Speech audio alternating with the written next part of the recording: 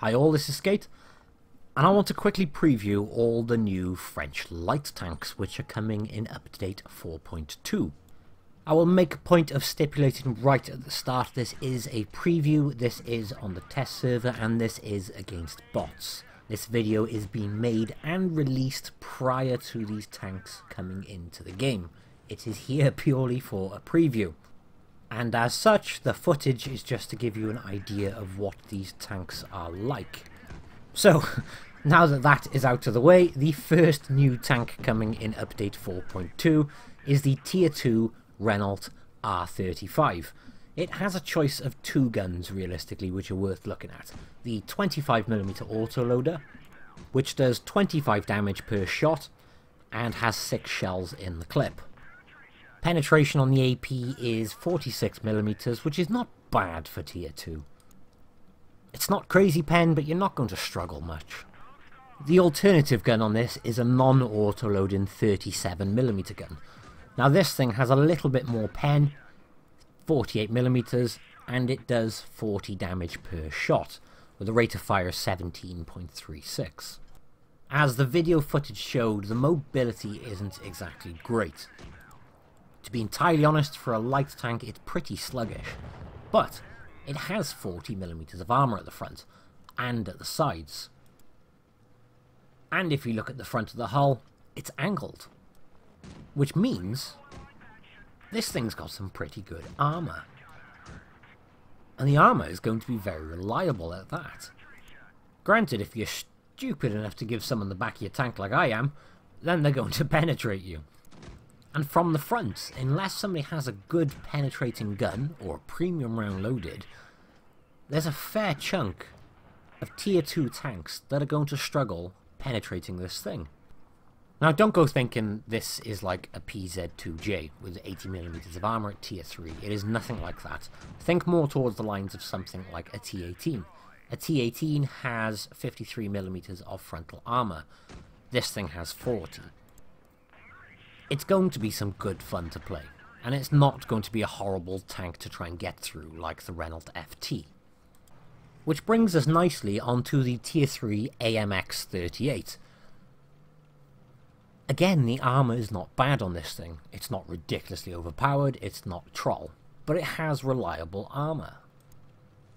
I mean, it's got 60 on the front, and it's angled, and it has 60 on the turret, and it's all shapes and sizes.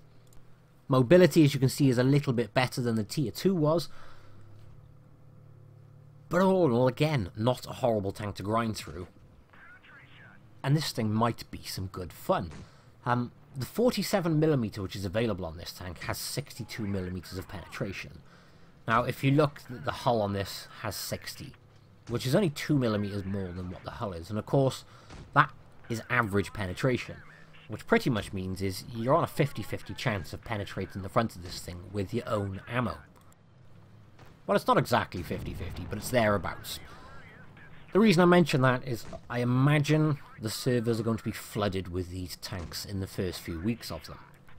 So if somebody's angling up one of these things, you might want to load a premium round or try and get around them.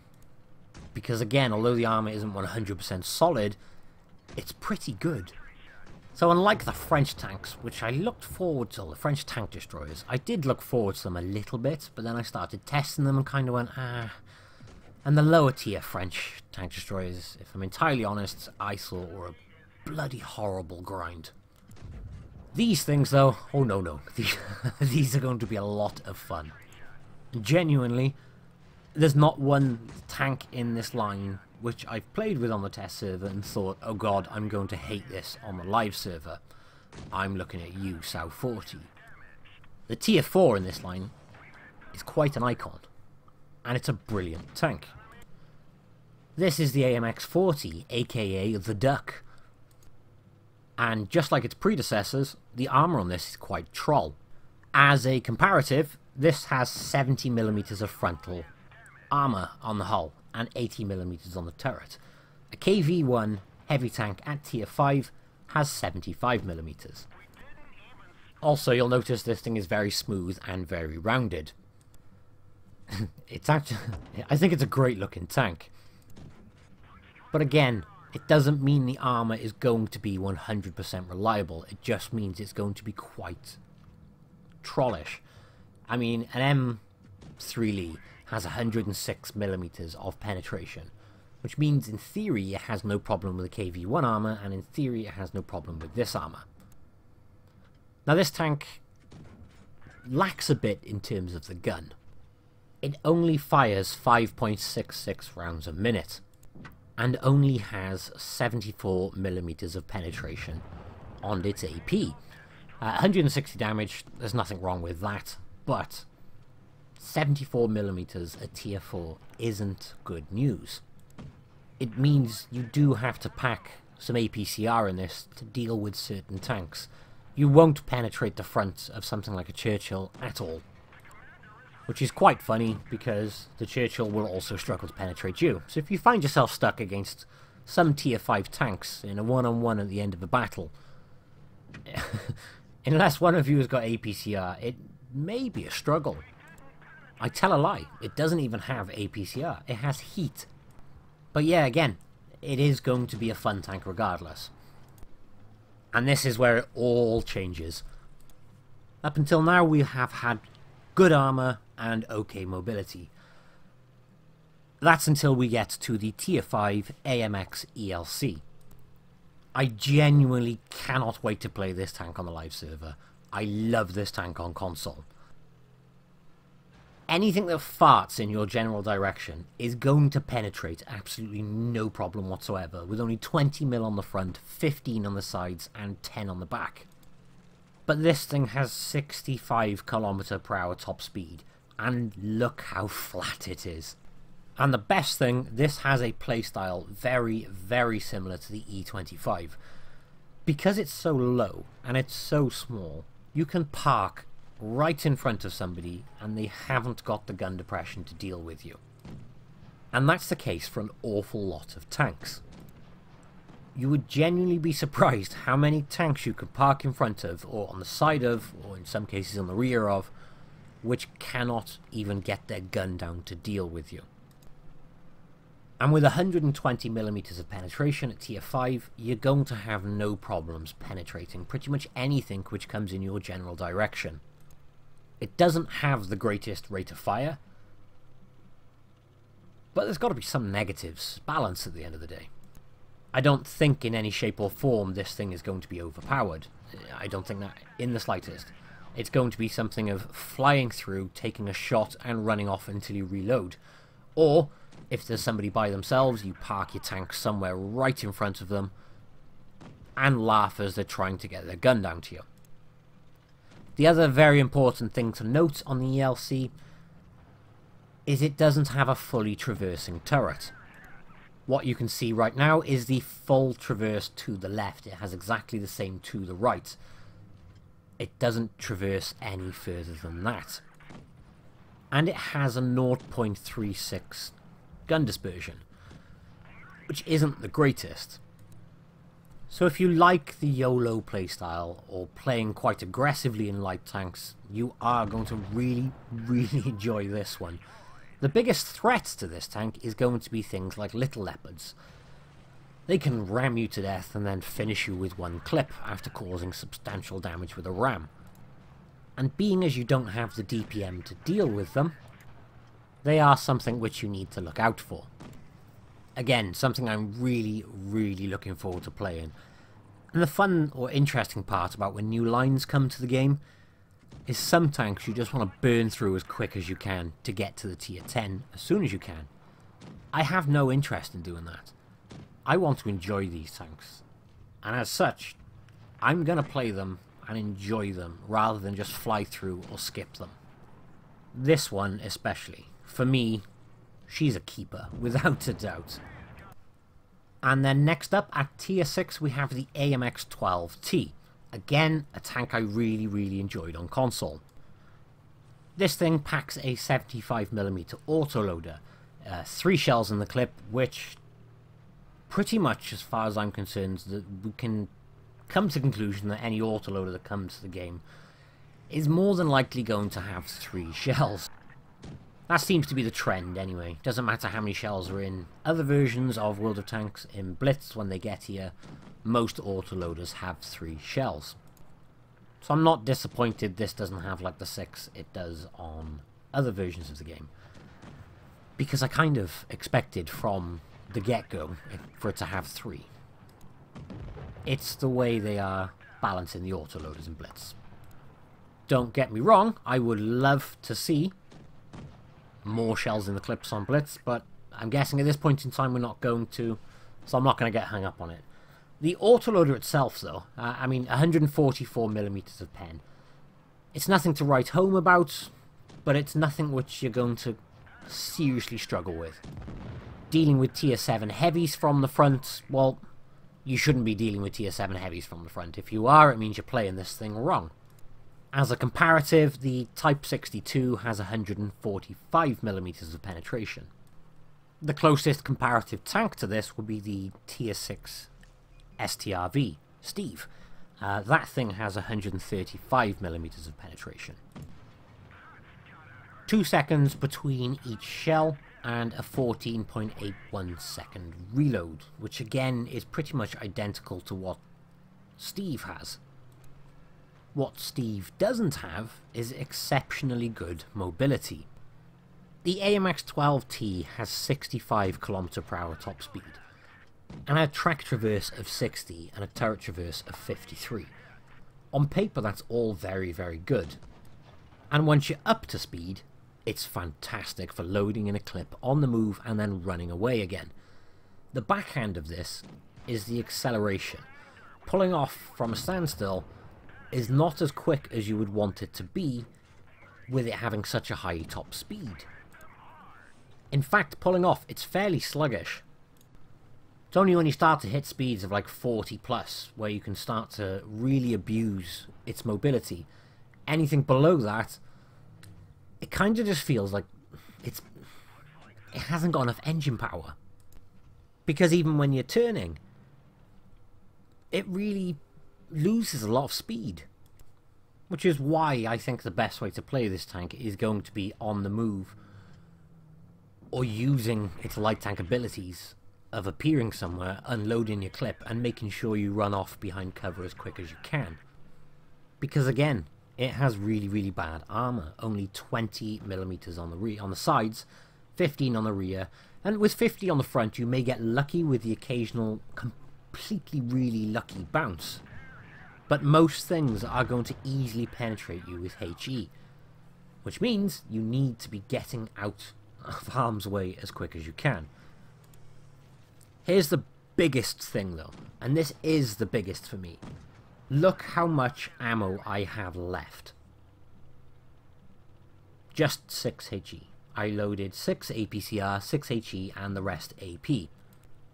By the time I finish this game, I do 3,800 damage worth.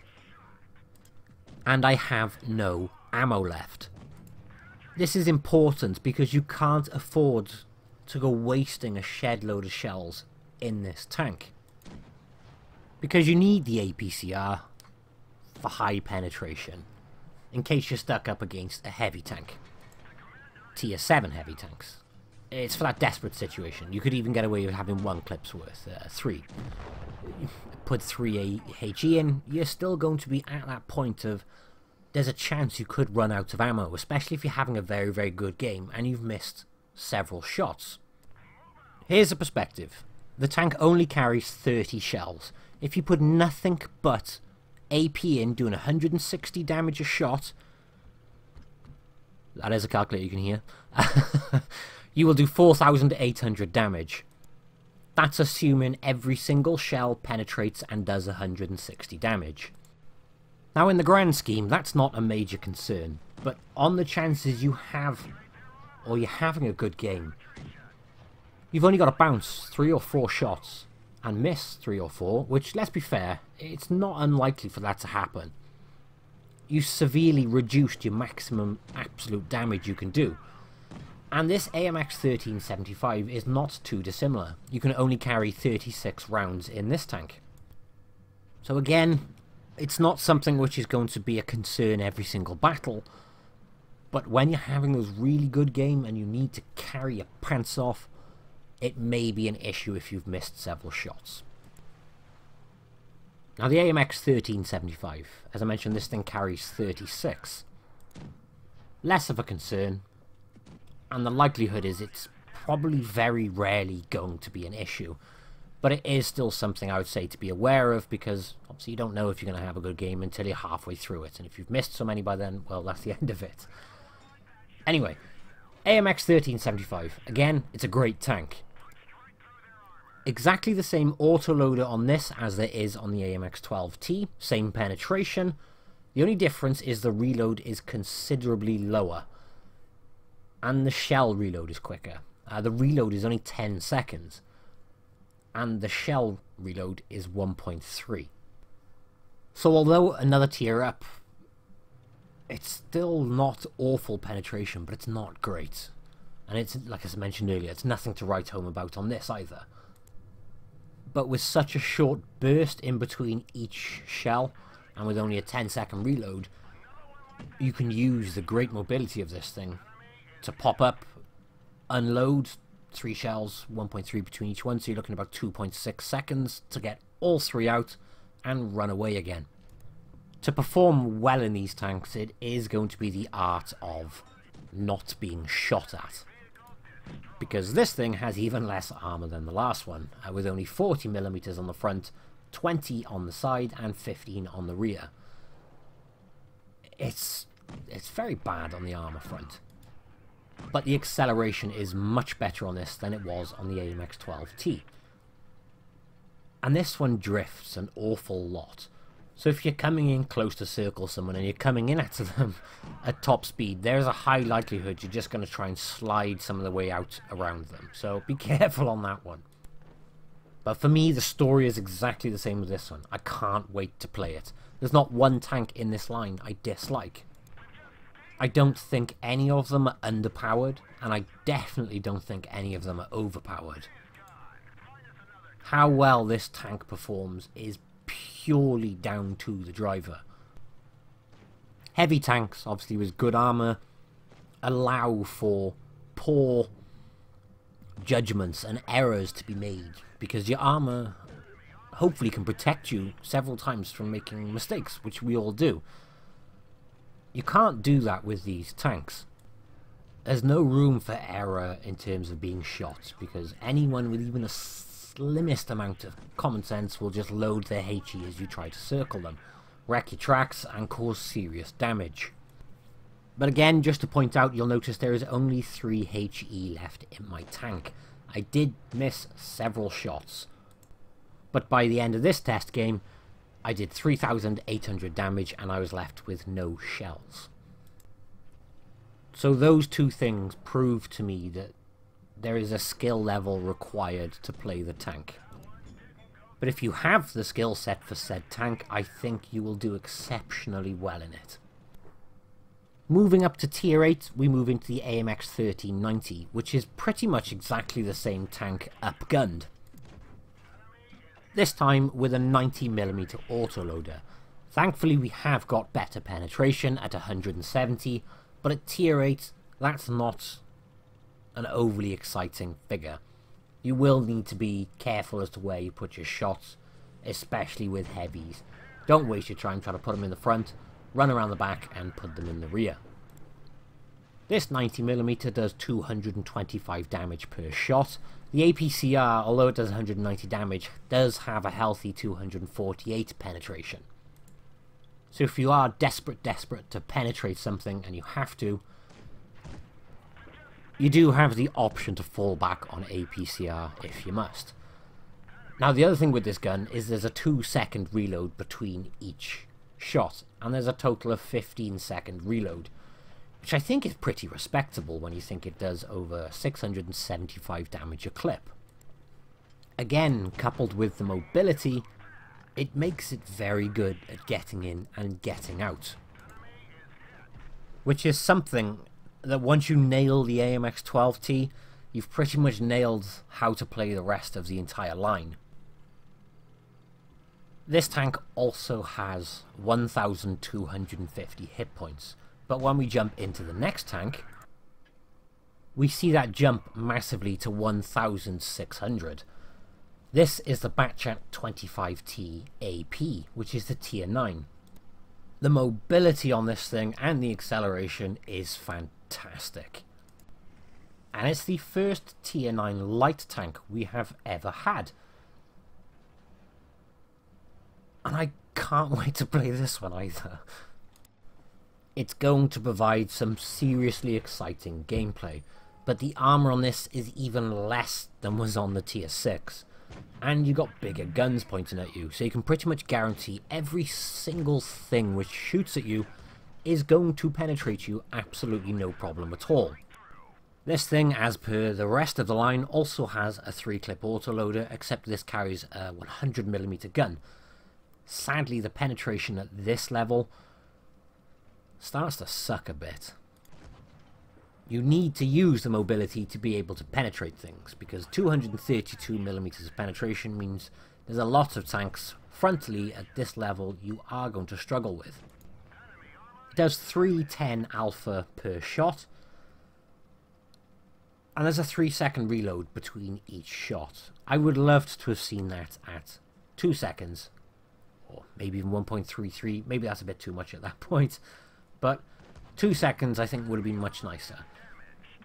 Other part though, or the backhand of that, is we only have a 16-second clip reload. And there's very few things at tier 9 and tier 10 which can keep up with this. Being as it's the first tier 9 tank, one of two things is going to happen. I don't think there's going to be any in between. I think people are going to complain that the tank is bad because they just get wasted quickly. But there's going to be others who go, meh, it's fine. It is going to be one of those tanks, I'm afraid. And the king at tier 10 is going to be exactly the same, because the Batchat in Blitz is categorized as a tier 10 light tank. Again, with this tank, penetration is not the greatest. It's the same as your Russian mediums at 240, which means you do need to flank, you do need to get around the sides and use mobility rather than brute force to go to the front of heavy tanks. Mobility, you're going to have absolutely no issue at all. 65 km/h top speed and 76 degrees of track traverse. This is a great news, frustrating news situation, because when you're going around corners, you're going to drift quite quickly if you turn too sharp like that, and you have to correct it. But here, because you can traverse and go so fast, you've only got 45 degrees of turret traverse, so you end up passing the target you're trying to shoot at before your turret goes round. Not an overly big deal, again, just something to be aware of. Other than that, this thing carries a 105 autoloader, which isn't much of an upgrade over the 100mm autoloader, except for an extra 8mm of penetration on the AP, which this thing has APCR, which you'd think it has more because of that, but there we are. 295mm of penetration on the heat, and 53 penetration now on the HE with 380 alpha. That's a nice little add-on. And this is one of the things which helped to improve this tank, because with that penetration and that extra higher alpha on the HE, you can shoot through the butt of most American tanks, well, all American tanks, no problem at all. And you can use the HE against things like guerrillas. But again, there is very little in terms of tank destroyers with nasty guns, or heavy tanks with large caliber guns, which are not going to penetrate you with HE. Hopefully that by this point though, everybody's learned to try and avoid all shots at all costs. Especially Death Stars. This is a wet dream for a Death Star. As it is our first tier 10 light tank though, I don't think it's a tank which should be played with the mediums. It should be one of those ones that go up and spot for the mediums, and then leave the mediums deal with the mediums while you try and flank around them to try and help maybe, or go and try and find tank destroyers. Because that is the one thing in Blitz, people treat light tanks like medium tanks. But when you try to start playing them more like light tanks again, i.e. spotting, running away, appearing, getting some shots in, disappearing again, it's a very action-packed gameplay. And face to face with mediums, this thing might struggle, and it is going to be the biggest weakness of this tank. If you looked at this tank from a DPM perspective, it has around 2,800 damage per minute. So sticking your face in something like an Object 140s and just going shot for shot is never going to work. Because the way this thing deals this damage, it is a case of constantly trying to unload that 900 damage clip, or 930 damage clip, and then run away. Face to face, brawling it out in this tank, just period, it just won't work. So as a tier 10 light, I do think this is going to provide some nice gameplay, and this new map complements this tank very, very well. You can use all of that terrain, all that cover, to run away and get out of line of fire and line of shots quickly. So yeah, I'm looking forward to 4.2, guys. It's genuinely one of the first ones in a long time I'm excited about. And the French line, well, the French tank destroyer line, I left that review with meh. I'm not too bothered. I'm still at the tier 8 because I'm not enjoying it. The tier 7 turned out to be okay-ish, nothing exciting, nothing in the gameplay which made me go, hell yes, let's play this more. These tanks, though, I can see me playing in them an awful lot, and I can see a lot more people playing this line than the French tank destroyer line. So there are a couple of drawbacks to them. It'd be nice to see the shell reload between each shot on the higher tiers maybe dropped a little bit. Other than that, I can't wait to play these. So I'm going to leave that video here, though. We've been on for, what, 25 minutes now, but hopefully we have got a nice, good look at every single tank in the line. I hope you have enjoyed the video, and I will catch you in the next one, guys. Bye-bye.